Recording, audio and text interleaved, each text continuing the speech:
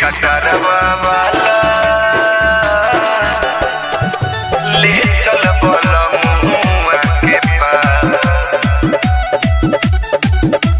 Music by कटरवा वाला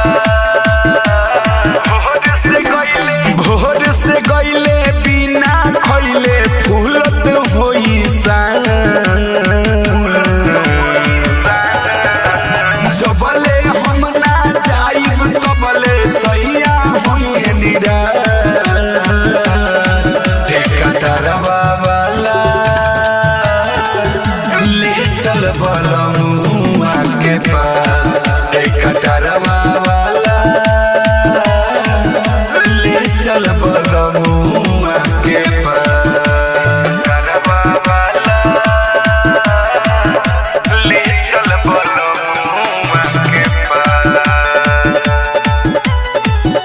बलमुआ के पास। साग बनवनी रोटी पकवनी औरी ले लेनी पानी जी। रौरा का जानब ड्राइवर जी एगो में हर के परेशानी जी। हर के ए जी साग बनवनी रोटी पकवनी औरी ले लेनी पानी जी। रौरा का जानब ड्राइवर जी एगो में हर के परेशानी जी। ना जाइब ना कहके नाही दिए सान। कटरवा वाला ले चल बलमुआ के पास। कटरवा वाला ले चल बलमुआ के पास। कटरवा वाला ले चल बलमुआ के पास। कटरवा वाला कहब त दे देब भाड़ा किराया सगरो से दुगुना हो। मिठू मिसाइल बलमु हमारा ला हवे नमूना हो।